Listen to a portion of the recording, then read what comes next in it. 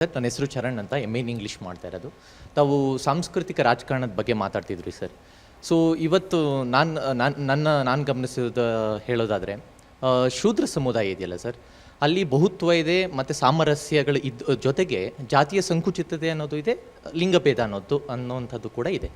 ಮತ್ತು ಇವತ್ತಿನ ವಿಕೃತವಾದಂಥ ಒಂದು ಸಾಂಸ್ಕೃತಿಕ ರಾಜಕಾರಣ ನೋಡಿದಾಗ ಶೂದ್ರ ಸಮುದಾಯ ಅನ್ನೋಂಥದ್ದು ಯಾವಾಗಲೂ ಕೂಡ ತನ್ನ ಮೇಲಿರುವಂಥ ಒಂದು ವೈದಿಕ ಅಂಶಗಳನ್ನ ಸಾಕಷ್ಟು ಅನುಕರಣೆ ಮಾಡ್ತಾ ಸ್ವಗೀಳಿಗೆ ಬೀಳ್ತಿದೆ ಅಂತ ನಾನು ಗಮನಿಸಿದ್ದೀನಿ ಸರ್.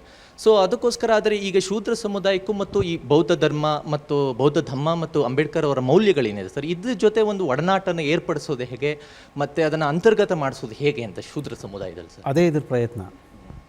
ನಿಮ್ಮೇಲೆ ನಾವು ಭರವಸೆ ಇಟ್ಕೊಂಡಿರೋದು ಯಾವ ಕಾರಣಕ್ಕಾಗಿ?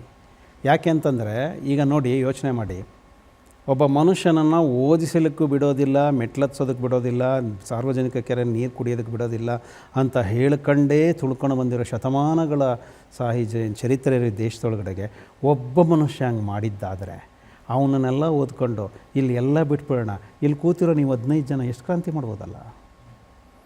ನೀವು ಒಬ್ಬ ಒಂದು ಊರಿನ ಒಳಗಡೆಗೆ ಸುಧಾರಣೆ ಯಾಕೆ ಮಾಡೋಕ್ಕಾಗಲ್ಲ? ಹೌದಲ್ವಾ? ಹಾಗಾಗಿ ಈಗ ಇಷ್ಟು ಜನ ಬಲ್ಲವರು ತಿಳಿದವರು ಅಂತ ಯೋಚನೆ ಮಾಡ್ತಾ ಇದು ತಪ್ಪು ಅಂತ ಗೊತ್ತಿದ್ದರೂ ಮಾಡಬಹುದು ಆದದ್ದು ಅನ್ನೋದನ್ನು ಯಾಕೆ ಪ್ರಶ್ನೆ ಮಾಡಲ್ಲ? ನಾನು ಆಮೇಲೆ ನನಗೂ ಹೌದು, ಬೆಳಗಾಗೋಷ್ಟು ಕ್ರಾಂತಿ ಆಗುತ್ತೆ ಅಂತ ನಂಗೆ ನಂಬಿಕೆ ಇಲ್ಲ. ಆದರೆ ನೀವು ನಿಮ್ಮ ತಂದೆ ತಾಯಿ ಹತ್ರ ಇದ್ದು ಏನೋ ಮಾಡೋಕ್ಕಾಗ್ತಿಲ್ಲಲ್ಲ, ಆದರೆ ನಾಳೆ ನಿಮ್ಮ ಮಕ್ಕಳ ಕಾಲಕ್ಕೆ ಮಾಡಿ ನೀವು. ಹೌದಲ್ಲ?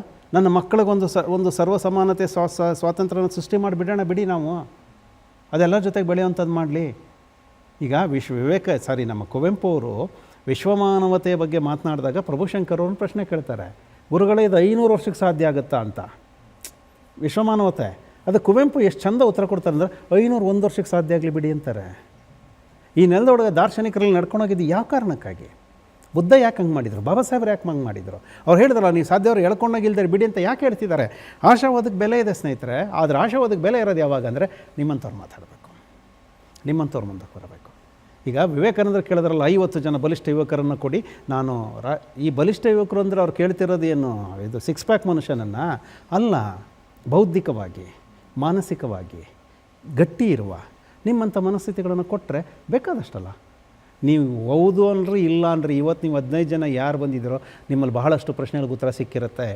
ನೀವು ಪ್ರಶ್ನೆ ಕೇಳುವಾಗ ಯೋಚನೆ ಮಾಡ್ತೀರಿ, ನಿಮ್ಗೆ ಇದು ಸರಿ ಅನಿಸಿರುತ್ತೆ. ಇಷ್ಟೇ ನಾವು ಮಾಡಬೇಕಾಗಿರುತ್ತೆ. ನಾನು ಭಾಳ ದೊಡ್ಡ ಆಶಾವಾದಿ ಆ ವಿಷಯದಲ್ಲಿ.